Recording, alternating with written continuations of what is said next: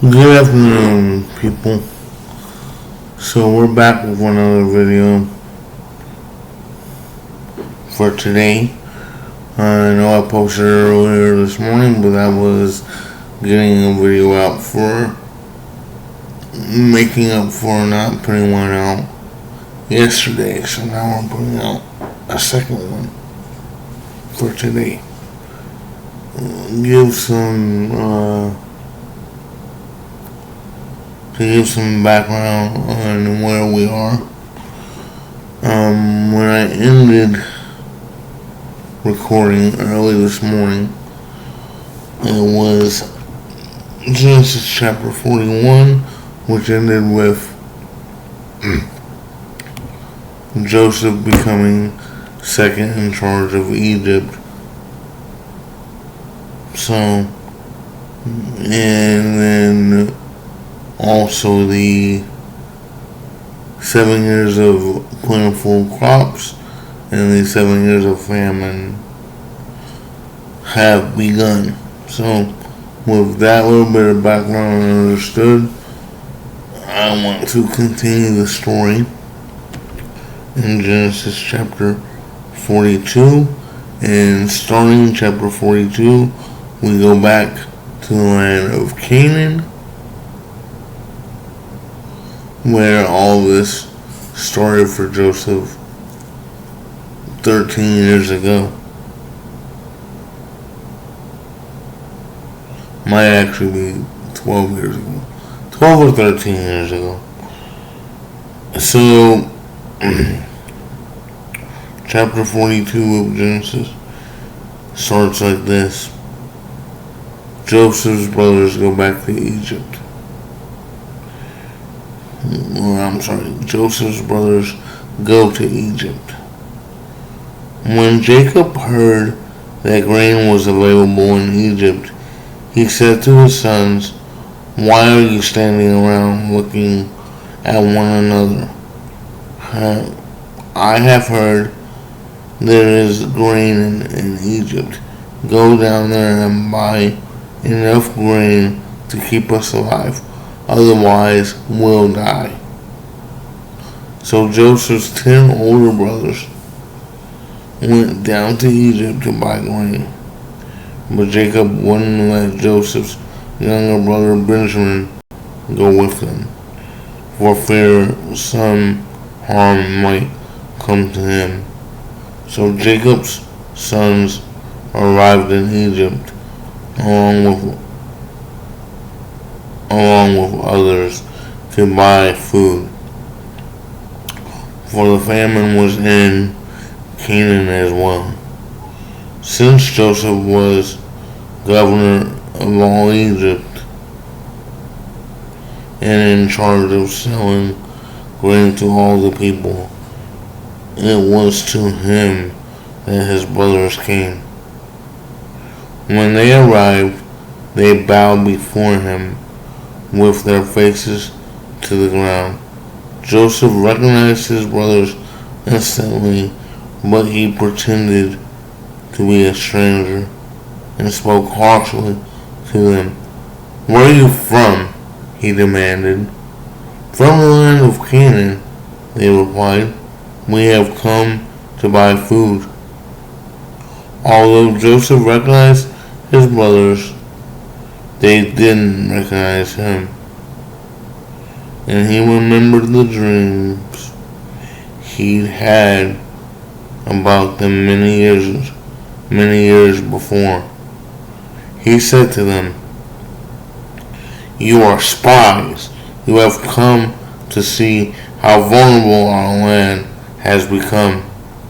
"No, my lord," they exclaimed. "Your servants have simply come to buy food. We are all brothers, members of the same family. We are honest men, sir. We are not spies." "Yes, you are," Joseph insisted. "You have come to see how vulnerable our land has become." "Sir," they said, "there are actually 12 of us. We, your servants, are all brothers, sons of a man living in the land of Canaan. Our youngest brother is back there with our father right now, and one of our brothers is no longer with us." But Joseph insisted, "As I said, you are spies. This is how I will know. This is how I will test your story. I swear by the life of Pharaoh that you will never leave Egypt unless your younger brother comes here. One of you must go and get your brother. I'll keep the rest of you here in prison. Then we'll find out whether or not your story is true. By the life of Pharaoh, if it turns out that you don't have a younger brother, then I'll know you are spies."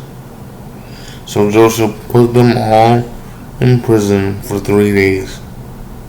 On the third day, Joseph said to them, "I am a God-fearing man. If you do as I say, you will live.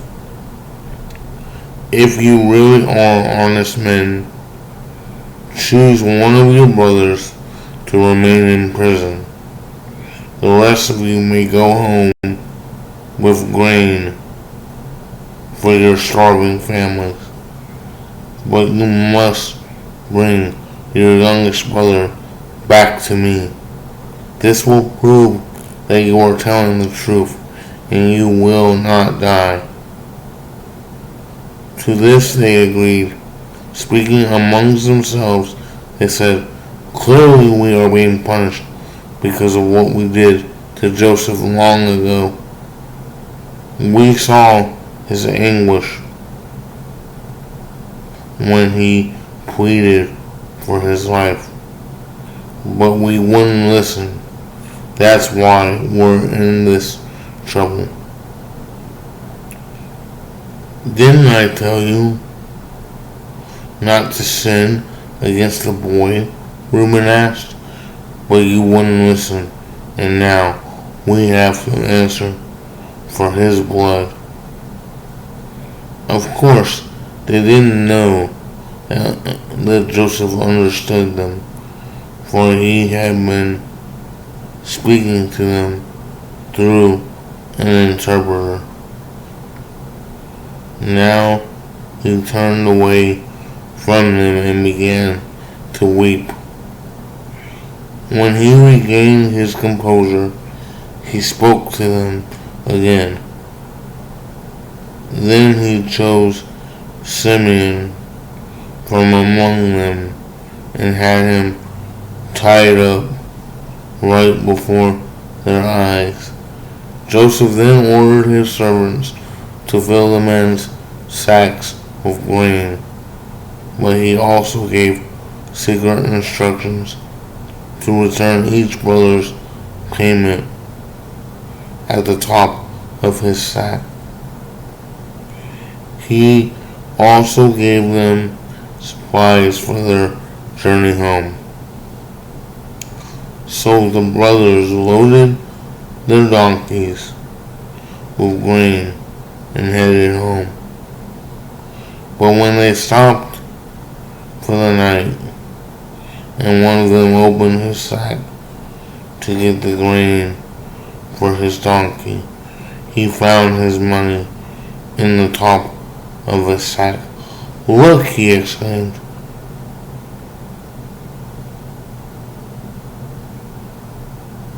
I'm sorry. Sorry guys, I lost my place for a second. "Look," he exclaimed to his brothers. "My money has been returned. It's here in my sack." Then their hearts sank.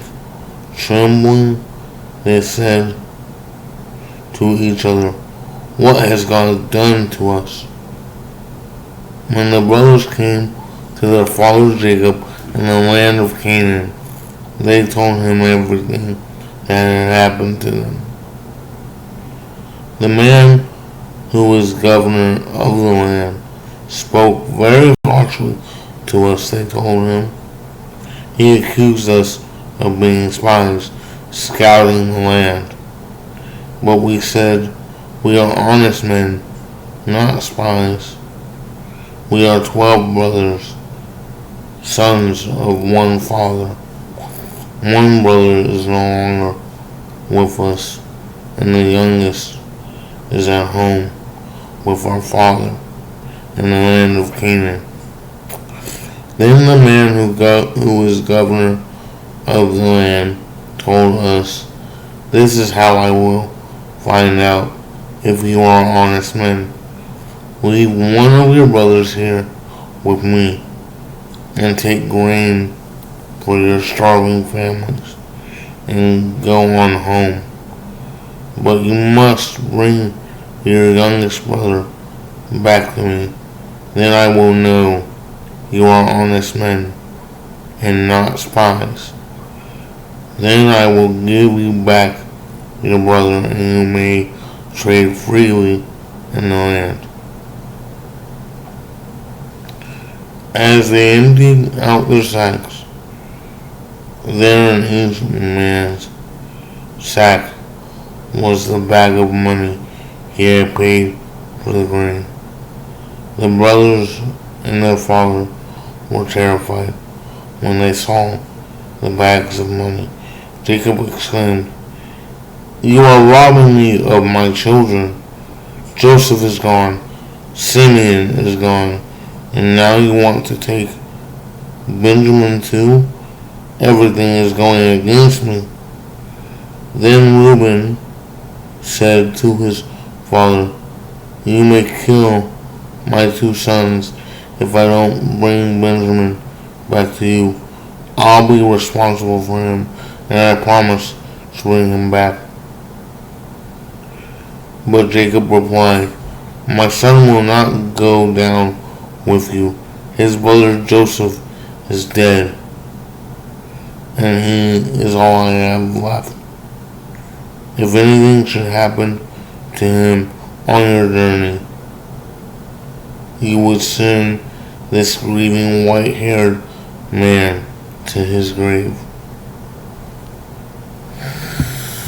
So, there's a lot there to unpack, you guys. Chapter 42 is a lot to unpack.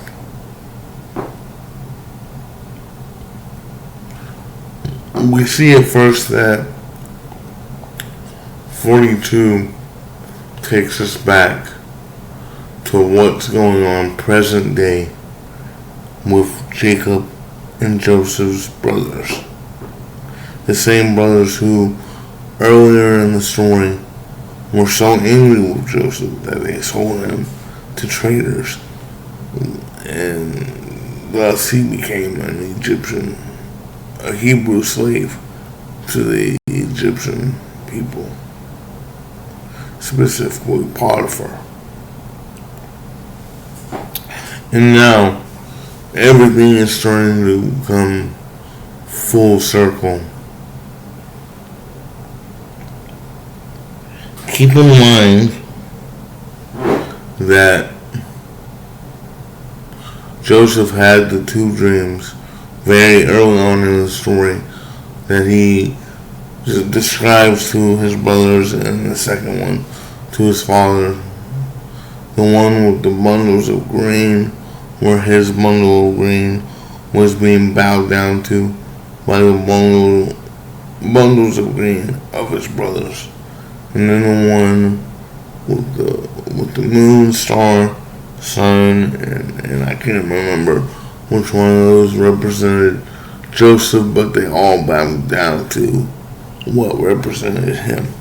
And he told both of these dreams to them, including telling the second one to his father Jacob. And now we're seeing in chapter 42 how that comes full circle. But I also want to talk about how Joseph treats his brothers in this moment, because it says that Joseph recognized his brothers from the minute he saw them. but they did not recognize him. And he treated them like spies. He put them in prison for 3 days. And then he tested them. Said, hey, if you have a younger brother like you say you do, if you are the honest man that you say you are, then you will bring your youngest brother to me, and that's how I will know that you are honest men. Keeping in mind that Joseph knew who they were. He knew that they weren't spies. Why did Joseph do this? Then you may ask, especially if you're not familiar with Joseph's story. Well, I firmly believe that Joseph did this because Joseph had not yet dealt with the pain of what his brothers had done to him, 13 years ago. I feel like Joseph buried those feelings deep down inside for so long, and then when he saw his brothers coming to him for the grain, those feelings got drudged back up.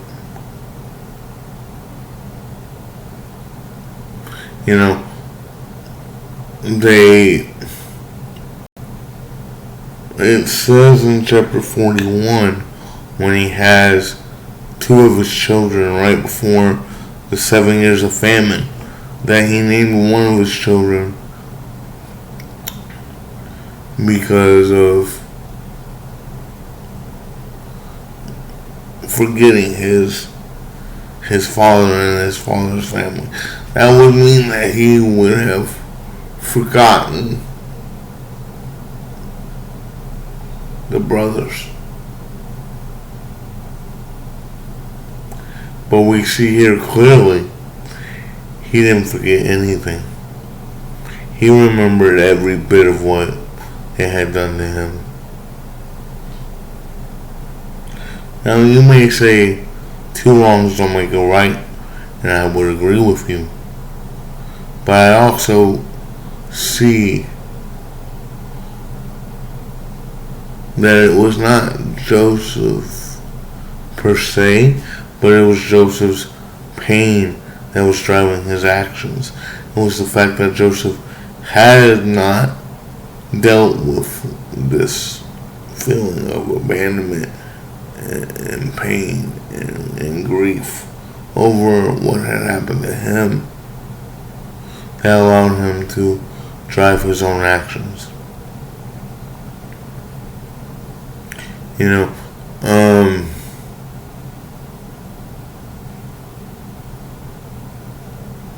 There's a saying, forgive but don't forget. And I believe that saying wholeheartedly. But I can also say that there's been times in my life when people have done wrong to me that I may say I forgive you, but in all honesty, forgiving somebody can be the hardest thing you ever do, especially depending on how bad what they did to you was or how bad you perceive it to be. Now think about this. Joseph's brothers, even though he was a bit big-headed, and part of that was because his father allowed him to be big-headed when he was younger.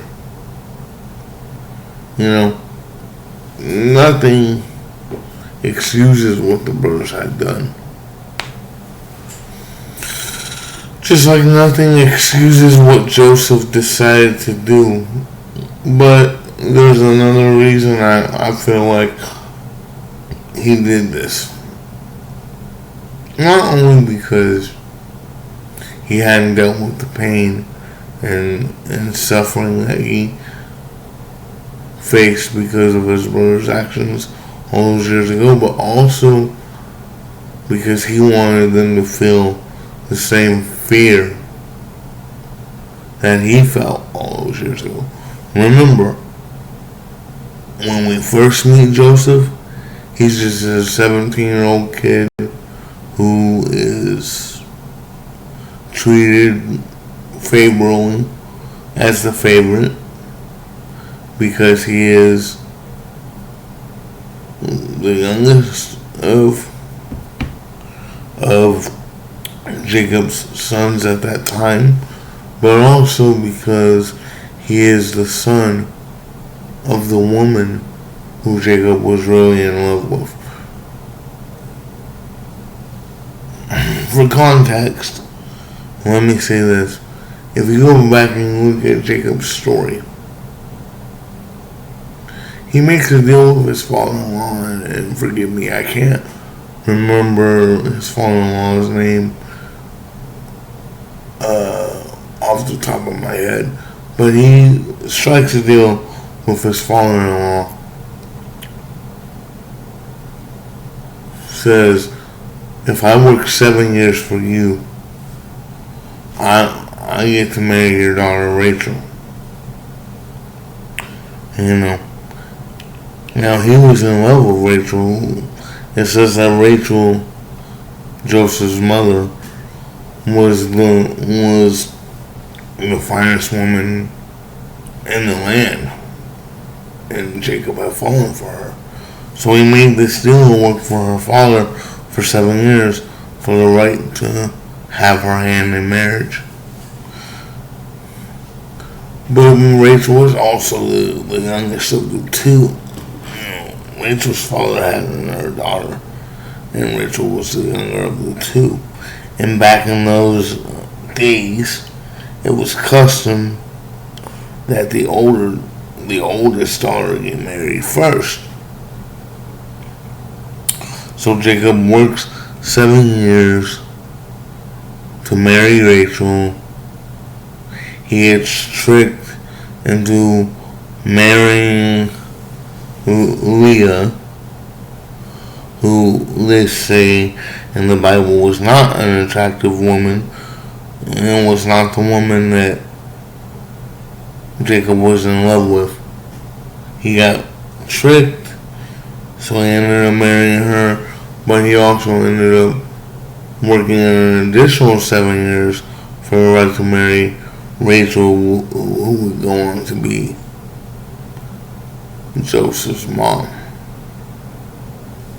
So keep in mind that I think the other reason why Joseph was Jacob's favorite back in the day was because at the time Jacob was the only son of Rachel, the woman that he actually was in love with.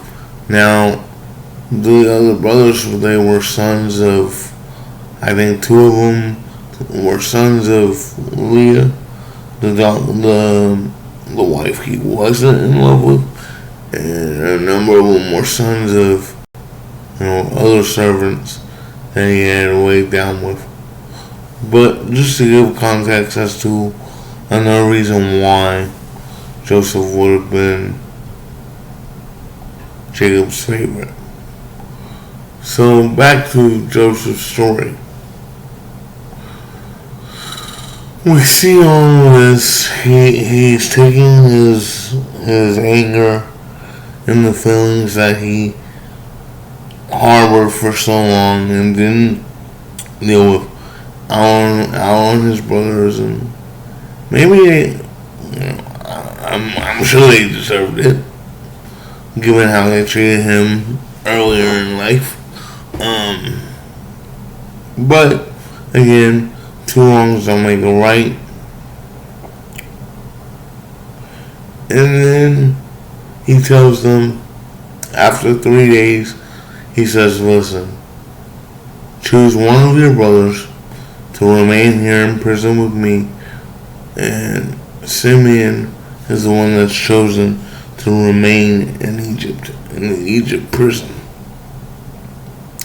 He says, the rest of you may go back to your father and bring me your brother. He gives them a sack of grain, puts their payment back in each of their sacks. They go home,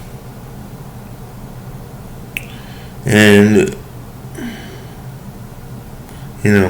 this is being explained by Reuben to his father Jacob, everything that had happened. He says, look, the man who governs the land of Egypt, which was Joseph, but remember they say that they didn't recognize Joseph, so they don't know it's Joseph yet. But he says the man who governs Egypt, we told him we were 12 brothers. One is no longer with us, and the youngest one is at home with our father. And he tells them that the man who governs Egypt must see the young boy in order to know that they are telling the truth. But Jacob, out of fear, and understandably, I mean, you gotta think about this. He's gone years and years not seeing Joseph, thinking Joseph was dead. So, understandably, Jacob says, no, I've already lost Joseph. You can't ask me to let you take Benjamin too, and something might happen to him, right?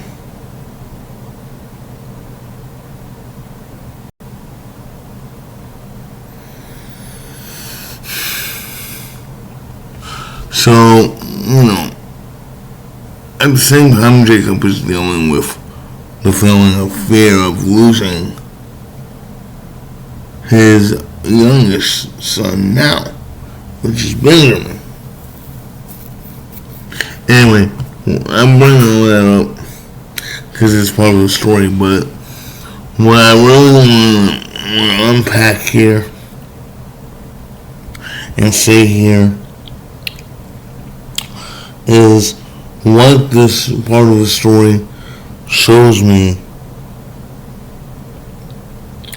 is that it's easy to harbor resentment, and think that you've dealt with it, right?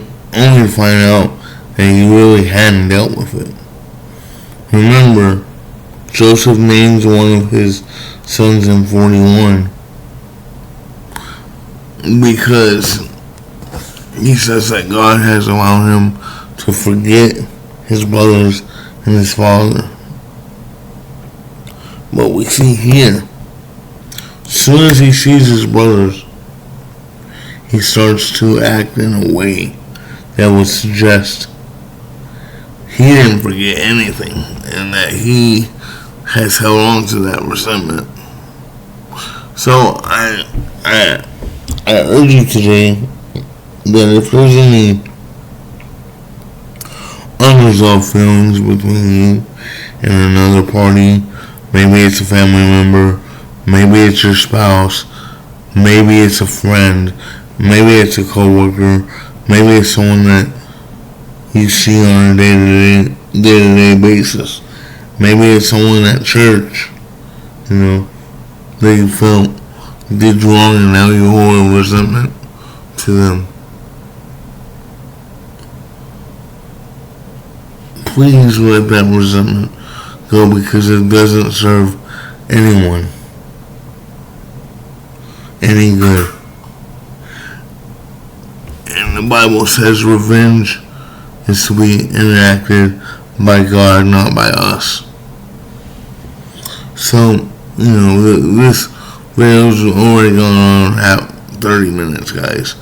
And so I want to pray us out. Father, I want to thank you for waking us up today.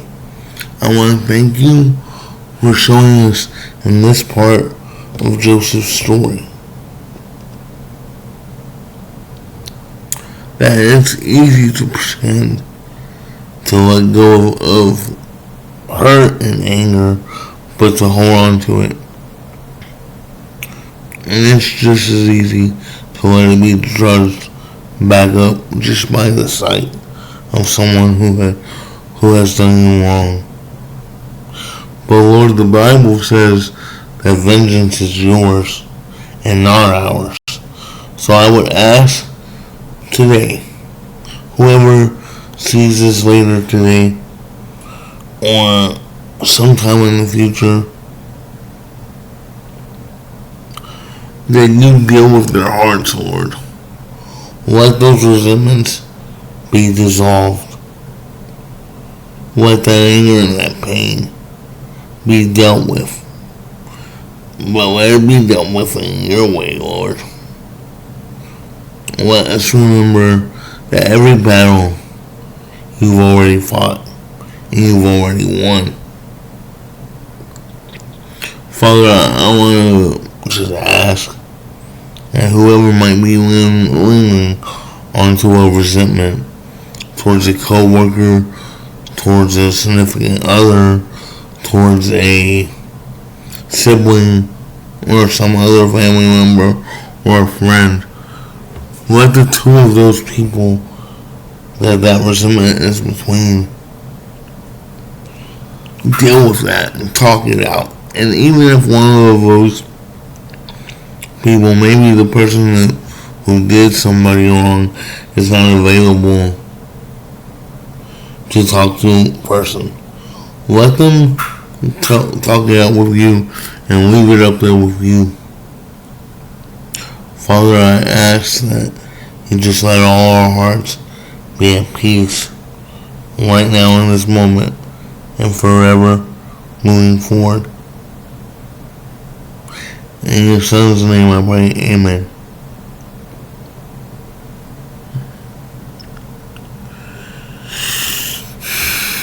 Alright guys, so that was chapter 42, and I know this one was a little bit long,